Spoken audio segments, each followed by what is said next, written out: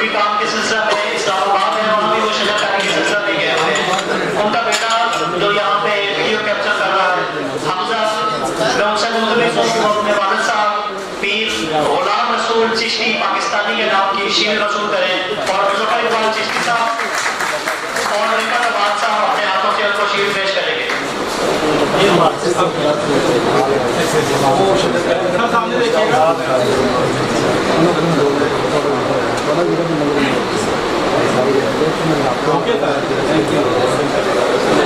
اچھا جی، آپ یہاں ہمارے درمیان وقاص صاحب موجود ہیں جو رسم فکر نو کے آرگنائزر ہیں.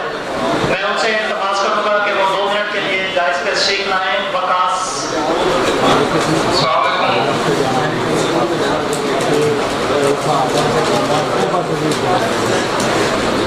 بسم اللہ الرحمن الرحیم.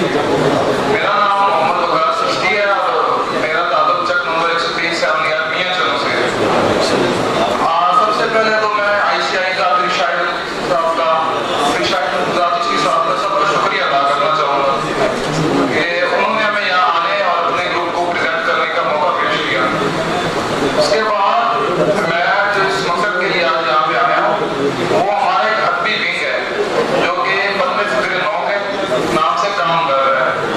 اور اس کی تاریخ تو کافی پرانی ہے کیونکہ ہمارے گاؤں میں بہت سارے ادبی لوگ موجود ہیں اور آج تقریباً 30-35 سال پہلے تک یہ سلسلہ چل رہا تھا، لیکن آہستہ آہستہ وہ بند ہو گیا. اس کے بعد پھر علی حضرت چشتی صاحب اور میں نے مل کے یہ سلسلہ شروع کیا.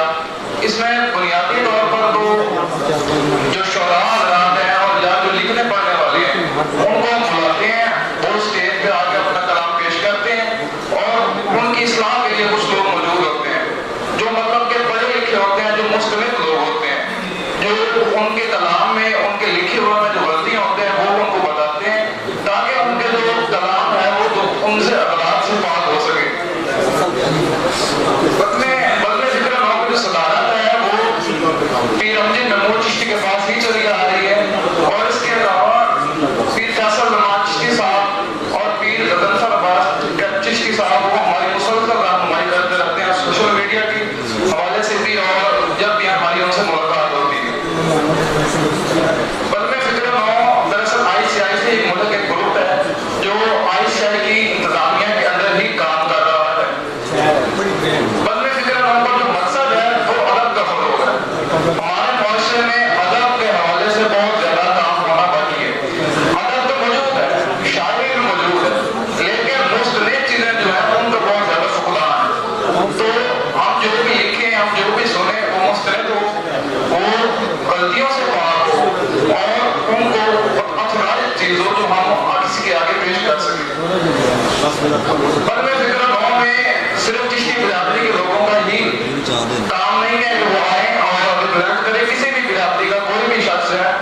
اس طرح ایک بڑی مثال حضرت ہے اور غلام صاحب ہیں، انہوں نے بہت زیادہ کردار ادا کیا ہے اس ہمارے جو ادبی حلقہ ہے اس کو کامیاب کرنے میں.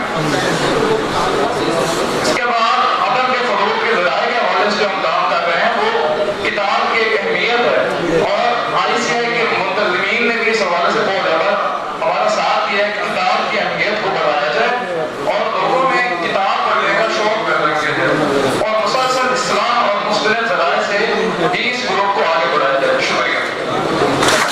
محترم حسان امجد صاحب، آپ ICI گروپ کے ہیڈ ہیں. حسان امجد صاحب.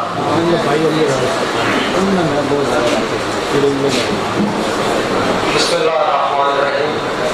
سب سے پہلے میں ICI کی مین مینجمنٹ کا شکریہ ادا کرنا چاہتا ہوں کہ جنہوں نے اس فنکشن کی کامیابی کے لیے اپنا بہترین کردار ادا کیا اور اولاد فکر کو مل بیٹھنے کا ایک اور حسین موقع فراہم فرمایا.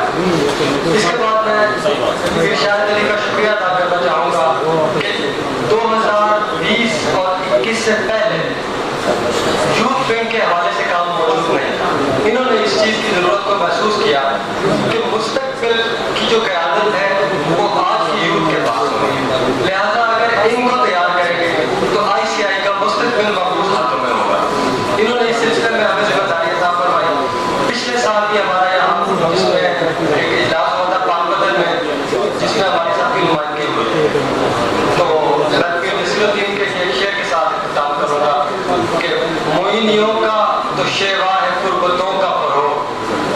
दुनियाओं का तो शेवा है गुर्बतों को पढ़ो, जो दुनिया न मिटाए वो क्या बोली है। माशाल्लाह जी, अदब और शायरी के हवाले से हमें बहुत ज़्यादा काम करने की ज़रूरत है, क्योंकि हजूर बाबा फरीद मसूद का ड्सट्रक्ट रहमत पंजाबी और उर्दू ज़बान के पहले बाकायदा शायर हैं, पहले बाकायदा शायर हमारे जद्दे अमजद हज़रत बाबा फरीद, इसलिए हमें अदब में बहुत ज़्यादा काम करने की ज़रूरत है। जी व्यूअर्स, अगर आपने अभी तक हमारा चैनल सब्सक्राइब नहीं किया तो सब्सक्राइब कीजिए और साथ में दिए गए घंटी के बटन को ज़रूर दबाइए ताकि अपडेट्स आपको बाकायदगी से मिलती रहें।